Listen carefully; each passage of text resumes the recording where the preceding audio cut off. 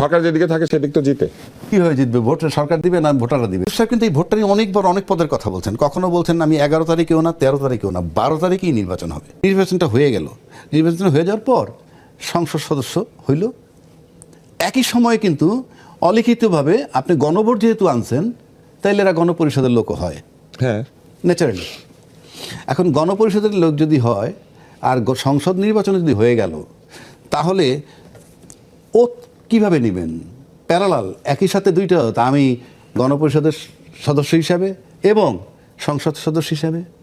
নিশ্চয়ই না। আমি জানি না, এই জটিলতাটা কিন্তু আসবে।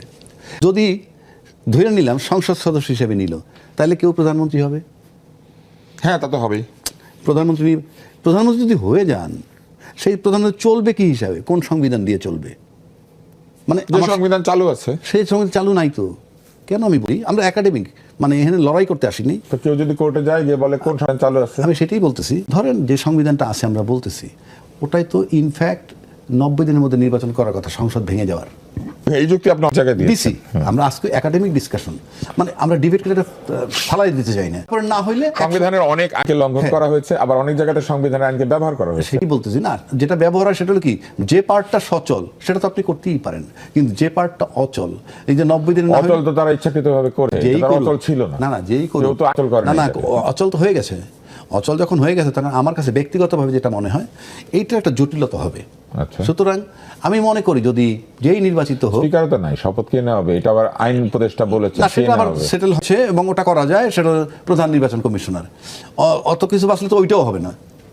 তো আমার কাছে যেটা ব্যক্তিগতভাবে মনে হয়, যে যদি আমরা এটাকে টিকাইতে চাই, নির্বাচনটাকে সুন্দরভাবে, তাইলে 180 দিনের চিন্তা না করে খুব দ্রুত গণপরিষদের সদস্য হিসেবে বা সংবিধান সংস্কার পরিষদের হিসাবে কইরা, আমার কাছে মনে হয় ওটাকে করে তারপরে সংসদে ঢুকে গেলে হয়। তা নাহলে আপনি 180 দিন যে চলবে, এই 180 দিন তাহলে উচ্চকক্ষ থাকবে না, নিম্নকক্ষ থাকবে না, মানে বিষয়টা কেমন একটা জটিল।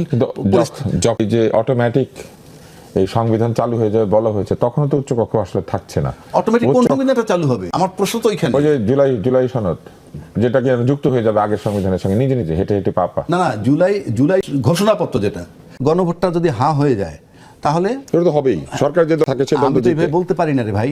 আমি আই এম নট এক্সপেরিয়েন্সড। বাংলার ইতিহাসে সরকার কাউকে পক্ষ নিয়েছে, সে না গণভোটটা তো সরকারের না, ইনফ্যাক্ট সরকার তো প্রচার করেছেন, প্রচার করবে। আমার বিবেচনায় তার এটা, কারণ যেহেতু সরকার তো হ্যাঁ পক্ষে, তাহলে হ্যাঁ তো জিতবে। হ্যাঁ যদি, কেন আমি বলি হ্যাঁ পক্ষে কেন? যেনই হোক, সরকার যেদিকে থাকে তো জিতে। কিভাবে জিতবে? ভোট সরকার না ভোটাররা দিবে?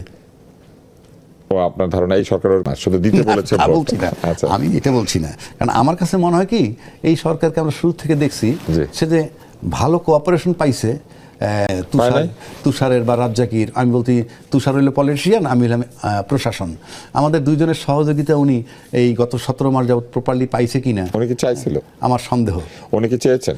তা উনি চেয়েছেন কবে?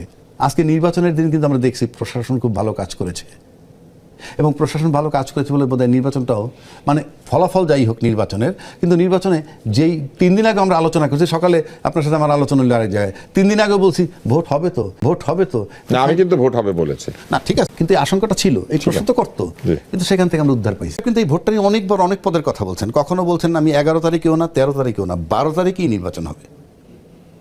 এবং এই 12তে যখন কনফার্ম হয়ে গেছে, একেবারে নিশ্চিত, একটা সময় তো সেনাপ্রধান বলছিল কয়েকদিন আগে, মিটিং কইরা যে খুব কঠিনভাবে আমরা এটারে নিয়ন্ত্রণ করব, এসব বলছে। তো আমার কাছে মনে হয় যখন চূড়ান্ত হয়েছে যে ইউনূস সাহেব চলে যাবে, যেহেতু ইউনূস সাহেব চলে যাবে, এবং এইটা আমি আরও একটু রিপিট, চলে যাবে, কোথায় চলে যাবেন উনি সেটা পরের। ইউনূস সাহেব কিন্তু বলছিল একটা কি সর্বশ্রেষ্ঠ নির্বাচন উপহার দিবে। আমি কিন্তু টিভিতে বলছিলাম উনি সবচেয়ে নিকৃষ্ট নির্বাচন দিবেন, এটা আমি বলছিলাম। কেন বলছিলাম? প্রশাসনের করুণ দশা দেখে, অর্থাৎ প্রশাসনের সমন্বয় নাই, সেটা দেখে তার আলোকে আমি বলছি। কিন্তু আজকে আমার কাছে মনে হয় যে না, ইউনূস সাহেব দূরদর্শী, অর্থাৎ আমার কথা আমি ওনাকে চিনতে পারি নাই, আমি আমার কথা বলছি এই কারণে যে উনি কোন অ্যাঙ্গেলে কী হিসাব করে বলছেন।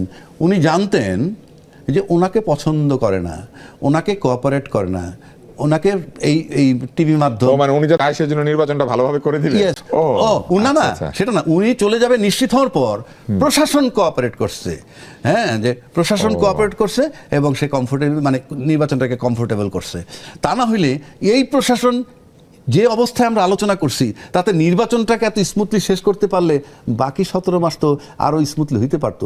ওই অ্যাঙ্গেলে বলছি যে না, তাহলে ইউনূস সাহেবের হিসাব নিকাশ ঠিক আছে যে উনি যে চলে যাবেন এবং উনি চলে যাওয়াটা সবাই অ্যাকসেপ্ট করতেছে, এবং যেহেতু চ্যালেঞ্জ করছেন যে একটা ভালো নির্বাচন দিয়ে যাবেন, তাই নির্বাচনটাকে বিতর্কের ঊর্ধ্বে রেখে একটা ভালো নির্বাচন উনি করতে পেরেছেন। ইনফ্যাক্ট ওনার কৃতিত্ব কিন্তু আমার কাছে উনি তো মনে হয়- করতে পারলেন না। করলো তো প্রশাসন। হ্যাঁ, ওনার আপনি বললেন উনি হ্যাঁ, যাবে হ্যাঁ, নিশ্চিত হ্যাঁ, হওয়ার পরে। এখানেও আমার কাছে মনে হয় যে ওনার কৃতিত্ব তো কারো নাই। যাওয়া এত আনন্দের আবার হতে পারে। হ্যাঁ, আমার কাছে মনে হয় যে মানে প্রশাসনের কৃতিত্ব এটা, আমার ইউনূস সাহেবের কৃতিত্ব নেই। যদি ওনার কৃতিত্ব থাকে তাহলে পিছের 17 মাস যে বিষয়গুলো আমরা যেভাবে দেখছি ওগুলা ঘটতো না, এরকম স্মুথলি যাইতো।